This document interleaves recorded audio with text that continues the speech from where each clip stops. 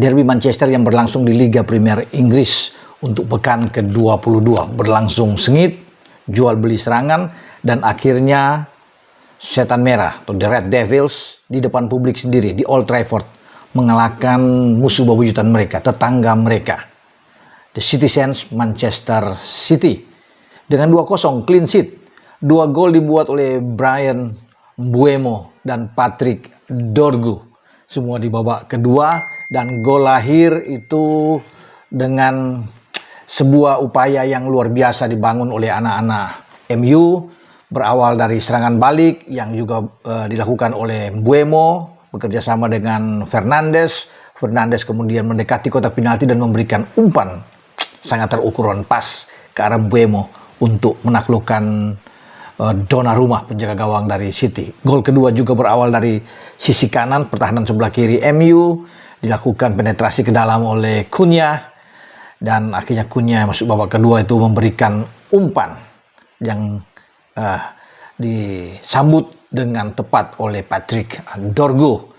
2-0 ini membuat 3 poin bagi MU, disambut dengan luar biasa tentunya dengan pelatih interim yang baru ya, mengisi posisi yang sudah ditinggalkan oleh Ruben Amorim karena dipecat, dan sekarang ada Carrick yang masuk di sana. Sebelumnya ada Darren Fletcher, tapi akhirnya dengan Michael Carrick yang masuk, dan ini penampilan pertama dia yang langsung gacor. 3 poin bagi MU, mendekati masuk sekarang MU dalam persaingan dengan Liverpool. Ya, MU memang di posisi kelima, tapi hanya 1 poin di belakang Liverpool. Karena Liverpool di kandang sendiri gagal memanfaatkan kesempatan mereka untuk bisa meraih 3 poin. Ditahan oleh tim yang berada di bawah, Burnley, dengan 1-1. Padahal mereka unggul duluan lewat Florian Wirtz. Ada penalti sebelumnya diperoleh oleh The Reds Liverpool ini. Ya, ketika Cody Gakpo diganjal di kotak penalti, sayang Szoboszlai ya tidak mampu melakukan tendangan penalti dengan baik. Eksekusinya itu membentur mistar gawang dari Burnley, dan kalau itu masuk dan kemudian ada gol dari Florian Wirtz akan beda. Tapi ketika itu tidak masuk dan ada 1 gol dari Florian Wirtz, kemudian Edwards, pemain dari Burnley, bisa menyamakan kedudukan. Ya, sayang sekali bagi tim asuhan Arne Slot ini tidak mendapatkan 3 poin itu, sehingga MU mendekati. MU dengan 35 poin, kemudian Liverpool dengan 36 poin. Ya, bagi City yang kalah, dan pasti Pep Guardiola sebagai pelatih terpukul. Ya, mereka tertahan. Ya, untungnya memang dalam pertandingan yang bersamaan Arsenal itu di saat tandang ditahan imbang oleh Nottingham Forest dengan 0-0. Sehingga hanya ketambahan 1 poin dan selisih 7 poin.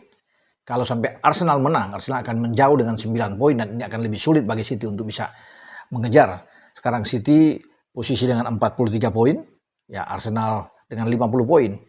Posisi dari Manchester City bisa tergerus ya teman-teman ke bawah seandainya dalam pertandingan hari ini bagaimana Aston Villa di kandang di Villa Park menjamu Everton, dan kalau Aston Villa bisa menang dengan 3 poin tentunya akan mengambil posisi dengan 46 poin, ada di urutan kedua, menggeser posisi Manchester City. Sementara Chelsea menang melawan Brentford dengan 2-0 dan membuat Chelsea ada di posisi ke-6 saat ini dengan 34 poin. Ya, hanya 1 poin di belakang MU, 2 poin di belakang Liverpool. Menarik di IPL musim ini karena posisi ke-4 yang ditempati Liverpool dengan posisi ke-10 yang ditempati oleh Fulham itu hanya berselisih 5 poin, teman-teman. Bahkan Fulham dengan posisi ke-5, MU hanya berselisih itu 4 poin. Jadi masih rame memang antara posisi ke-10 sampai ke posisi ke-4. Ada yang keganjal di sini dan tumbang akan berubah ya di klasmen sementara, karena selain Chelsea ada Brentford juga dengan 33 poin, 1 poin di belakang Chelsea. Kemudian Sunderland yang baru promosi juga dengan 33 poin karena Sunderland kemarin menghantam Crystal Palace dengan 2-0. MU saya pikir pantas menang. Mereka kalah dalam posisi ball position ya. Hanya 32% mungkin berbanding dengan City dengan 68%, tetapi efektivitas serangan mereka tuh jauh lebih bagus dari City. Mereka melepaskan 10 tembakan, 7 diantaranya on target. City hanya melepaskan 7 tembakan, 0 on target. Kali ini Erling Haaland, mesin gol mereka, tidak berkutik teman-teman ya. Pertahanan yang dibangun dengan kuat oleh Maguire dan kawan-kawan itu bagus ya. Diogo Dalot juga Luke Shaw itu oke lah kalau bisa dikatakan. Sehingga ini menyulitkan bagi City. Sayang City tidak bisa meraih kemenangan ya. Kalau mereka bisa menang, ini akan bagus buat mereka. Tapi kali ini saya bilang pantas, wajar MU yang harus bisa menang kalau melihat dengan 7 on target mereka dan hanya 2 gol yang terjadi. Kita belum lihat ada dua kena tiang, Maguire bisa nanduk juga kena tiang. Jadi banyak Diallo juga bisa kena tiang. Jadi memang kali ini menjadi milik merah untuk mengalahkan biru. Oke, dengan saya Bung Ropan.